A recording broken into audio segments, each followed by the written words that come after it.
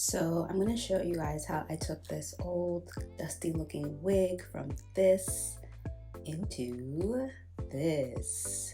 So if you're interested in how I got this look, stay tuned and keep on watching. So first I'll show you how the hair initially came. I got some 613 kinky curly hair from AliExpress. This is how it came, and I originally wanted it to be kind of magenta brown, like rose gold. Ended up with this super bright pink color, and that's how it looked when I did the watercolor method, and I straightened it, and this is how it looks. So it was cute, but it was more of a bubblegum pink, and I was going for more of like a rose gold magenta. So as you can see, after I dyed it pink, I tried to introduce some brown into it, and it didn't, basically just look like a hot mess. So I'm gonna be using the watercolor method.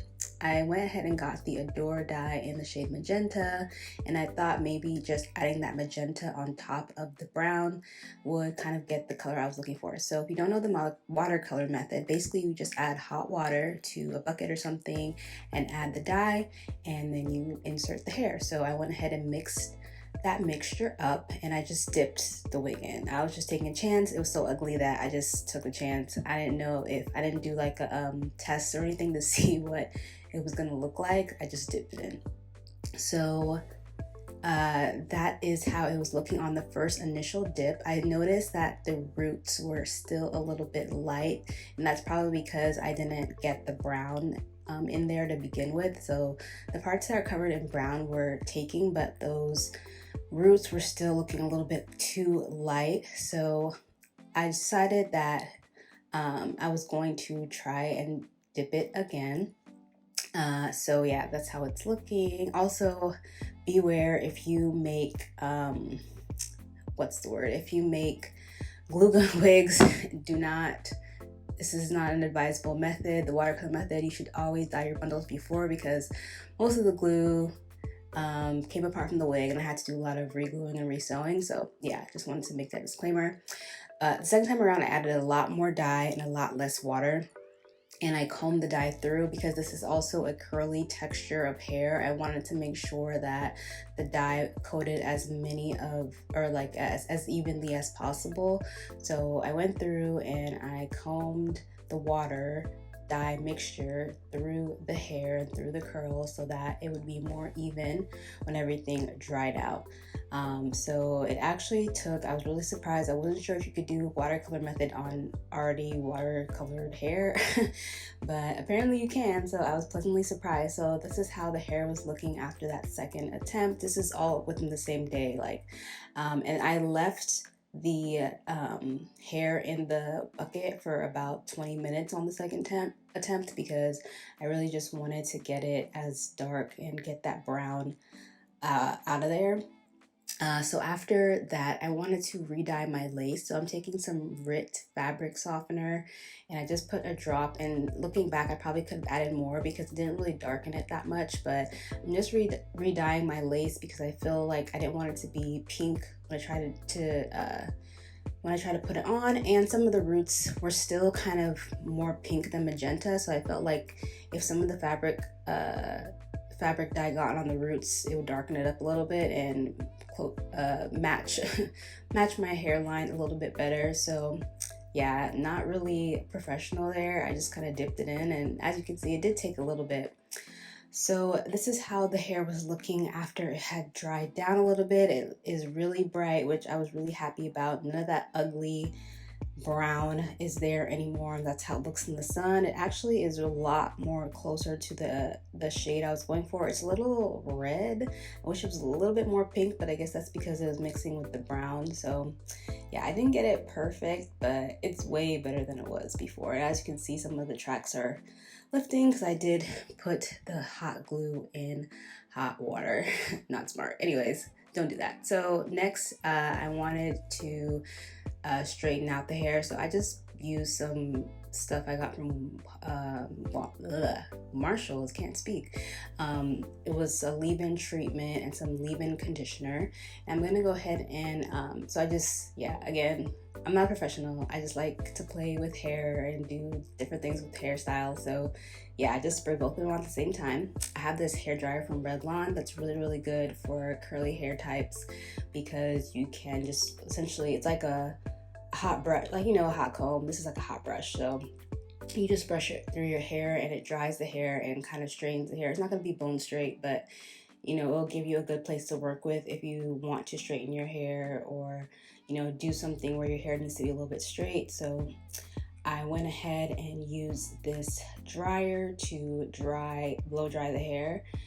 And yeah, so this is just me. I haven't actually used this type of dryer on, this one is supposed to be for blowouts, which is why it has kind of a curved end. This hair is a little bit too curly for it to curl. Maybe if I had straightened it and then used this blowout dryer, I would have actually gotten it to curl at the end, but yeah, it wasn't happening. But it was getting the hair more straight and helping it to be a lot more manageable. So like I said in the beginning, this is a kinky curly texture. So it's basically, I got it because it's supposed to mirror your real hair. I have 4C hair, and I basically just wanted my wig, my unit, to look like I had dyed my own hair. So yeah, just going through, you can kind of see like what I was trying to avoid. Some of the dye did not apply evenly. You can see it way more when the hair is straight versus when the hair is curly, but that's okay because most of it is covered by the dye, and the brown spots just that are still coming through just kind of look like highlights. But yeah, if I had more time, or if I had more patience rather, I probably would have not done that brown dye and tried to actually create a custom color to achieve what I wanted. But yeah, I was experimenting and I messed up, and that happens. It's all good. So yeah, just going ahead and straightening out the hair. So I didn't really know what I wanted to do, what kind of style I wanted. When I have another unit of the same hair, and I've straightened it, I've curled it, and I like it, but I didn't love it. Like when you straighten this hair, it is like your real hair. So unless you're really gonna go through and be thorough and like give yourself a silk press, you might as well do like a curly hairstyle. So after straightening and blow drying and everything like that, I decided to go for Bantu knots. And Bantu knots perform a lot better when the hair is straight. So that's how the hair looks blow dried. So at this point I was putting it on my head, and like I said, I was trying to figure out what I was gonna do. So I went ahead and I had pressed it and straightened it, and that's how it looks pressed and straightened. So I'll just show you guys the method that I use. So I have a little hot comb there, pressed it, and then straightened it right after. I think both of these items are from Sally's. But yeah, like I said, after straightening it, I realized that I didn't want to wear it straight. I felt like it would look better curly. So I'm not going to show too much footage of this, just to show you what the hair looks like. So this part is where I did the Bantu knots. If you've never seen Bantu knots, basically you twist the hair until basically it turns into a knot. So I applied the leave-in conditioner, a little bit of gel, and twisted the hair to multiple knots on the unit. And so that one over there is like a test just to make sure that it was going to come out. And I left it overnight. So the next day I unraveled the knots, and if I had more time, or again had more patience, I probably would have left it for 2 days, because some of the curls were still kind of wet.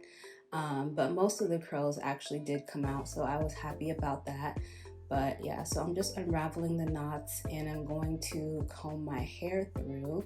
I secured some of the knots with bobby pins because the hair is so short that some of the knots weren't staying. So yeah, I just put bobby pins. That's what I'm doing when you see me taking out something that looks a little bit black. I'm just taking out the bobby pin.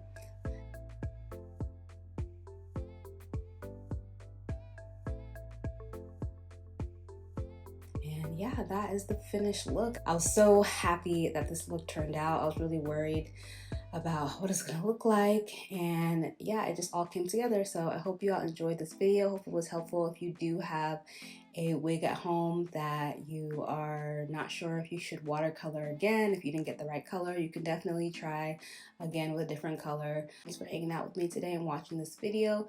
I will see you in the next one.